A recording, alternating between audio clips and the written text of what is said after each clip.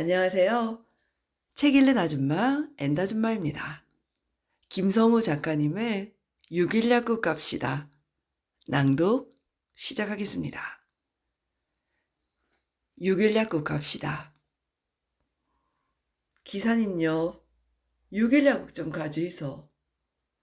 야, 6일 약국요. 거가 어딘데 예? 1980년대 중반 택시만 타면 내 입에서는 자동으로 6일 약국 가자는 말이 흘러나왔다. 경상남도 마산의 변두리, 그것도 대한민국에서 가장 작은 4.5평 규모의 이름 없는 약국. 택시기사님들이 거기가 어디냐고 물을 수밖에 없는 이유는 충분했다. 택시를 탈 때마다 겪는 일이었다. 그래도 나는 6일 약국 가자는 말을 멈추지 않았다. 당시 6일 약국이 자리한 교방동은 시내버스에서 내려서도 가파른 길을 15분 정도 걸어 올라가야 했다. 지금이야 아무리 외진 곳이라도 마을버스가 다니지만 당시 교방동 사람들의 불편함은 이루 말할 수 없었다. 나를 비롯한 동네 주민들은 시내에서 볼일을 보면 을에 택시를 타고 돌아오곤 했다. 그런데 택시를 타도 불편한 점이 있었다. 변두리 동네이다 보니 큰 건물 같은 택시 포인트가 없어서 정확한 목적지를 설명하기 어려웠던 것이다. 그래서 택시만 타면 기사님에게 좌회전, 우회전 하며 내비게이션 역할을 해야 했다. 여느 날과 마찬가지로 시내에서 볼일을 보고 택시를 탔다. 기사님에게 약국 위치를 설명하며 돌아오는 길에 불현듯 이런 생각이 들었다. 그래, 어차피 없는 택시 포인트인데 우리 약국을 랜드마크로 만들어보면 어떨까? 볼품없는 작은 약국이지만 뭐 어떠랴. 사람들이 알기 쉽고 택시 기사님들이 편하면 그만인 것을. 며칠 뒤 택시를 이용할 일이 생겼다. 나는 택시를 잡는 순간부터 입속으로 6일 약국 갑시다를 되뇌었다. 뒷좌석에 자리를 잡고 앉았으나 예상보다 입이 쉽게 떨어지지 않았다. 자세히 살펴보지 않으면 눈에 띄지도 않는 4.5평의 영세한 약국. 다른 사람도 아닌 그곳의 주인인 내 입으로 6일 약국 가자고 말해야 하는 낯간지러운 상황이었다. 창피하다는 생각이 들기 시작했다. 하지만 용기를 냈다. 기사님요, 6일 약국 좀 가주이소. 6일 약국요, 거가 어딘데 예? 역시 그랬다. 기사님은 6일 약국을 모르고 있었다. 나는 택시를 탈 때마다 일단 6일 약국을 가자고 얘기한 후 거기가 어디냐고 물으면 약국의 위치를 부연 설명했다. 뭐든지 처음이 어렵다고 말문이 트이자 다음부터는 한결 수월해졌다. 하지만 나만의 힘으로 될 일은 아니었다. 가족은 물론 약국을 찾아오는 지인들에게도 부탁했다. 심지어 저녁 후 찾아오는 전우에게도 택시를 타면 6일 약국 갑시다 라고 먼저 말한 후 기사님이 약국을 모르면 이렇게 저렇게 위치를 설명해 달라고 말해 놓았다. 사적으로 나를 찾는 모든 이에게 부탁을 한 것이다. 당시 나는 커다란 문을 앞에 두고 있는 기분이었다. 그 문은 너무나 견고하고 두터워서 아무리 두드려도 쉽게 열릴 것 같지 않았다. 하지만 정성을 들이면 바위에도 꽃이 핀다고 언젠가 내 노력이 통한다는 믿음이 있었다. 1년 하고도 6개월이 지났다. 택시를 이용할 때마다 기사님들의 반응을 살피며 중간 체크에 들어갔다.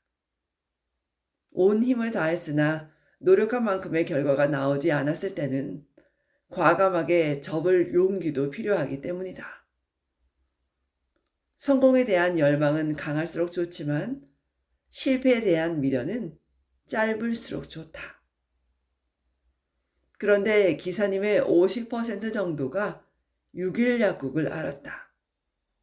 동네 주민들에게서도 6일 약국 가자는 소리가 제법 나왔다. 눈에 띄는 큰 변화는 없었지만 나의 노력이 헛되지 않았음을 느꼈다. 그렇게 3년 정도 지났을까? 창원에서도 마산과 가장 먼 거리에 있는 상남동에서 택시를 타게 되었다.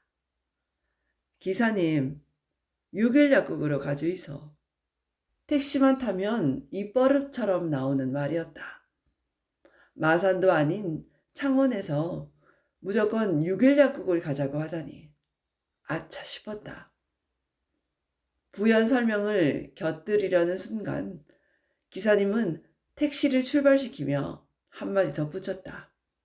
마산 창원에서 택시기사 한다라고 6일 약국 모르면 간첩이라 안 합니까? 물론 그는 내가 6일 약국의 주인이라는 것을 몰랐을 터였다. 말로 설명할 수 없는 기쁨이 몰려왔다. 근데 얘, 그 쪼매난 약국이 와 그리 유명한지를 모르겠습니다. 약이 싼가 조제를 잘하나 유명하기는 엄청 유명하대 얘. 가슴이 두근거렸다. 저절로 미소가 지어졌다. 그간 나의 노력이 인정받는 순간이었다. 하지만 저 때문에 그렇습니다 라고 말할 수도 없는 노릇이었다. 누가 시킨 일도 아니고 큰 돈을 들인 것도 아니다. 그렇다고 동네방네 떠들며 큰 소리로 도움을 구하지도 않았다. 아무도 알아주지 않는 일을 끈기 하나로 이어온 결과였다. 아무리 좋은 아이디어라도 생각에 멈추면 공상에 불과하다. 하지만 몸을 움직이면 행동이 된다.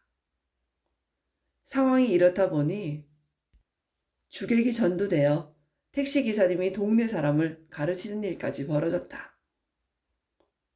기사님요, 교방동 좀 가주이소. 교방동 어디에? 교방동 주공 아파트 있는데, 아, 그 동네 갈락하면 6일 약국 가자 해야 알아듣지. 다른데 말하면 헷갈린다 아닙니까? 다음부터 택시 타면 6일 약국 가자 해서. 6일 약국은 그렇게 택시 기사님들을 통해 유명세를 타게 되었다. 마산에서 가장 유명한 6일 약국. 어느 날 택시를 타고 가는 길, 우연찮게 시외버스 터미널 앞을 지나가게 되었다. 택시가 일정한 장소에 서자 아주머니 한 분이 다가오는 게 보였다. 기사님은 아주머니와 가볍게 인사를 나누고 5,000원짜리 지폐를 내밀었다. 은행 가는 일이 쉽지 않은 기사님들에게 동전을 바꿔주는 아주머니였다.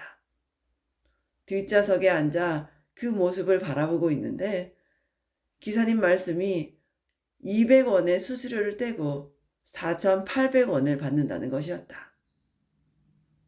약국으로 돌아온 나는 한쪽 서랍을 아예 동전으로 가득 채우고 기사님들에게 혹 동전이 필요하시면 바꿔가라고 말했다. 물론 수수료는 받지 않았다.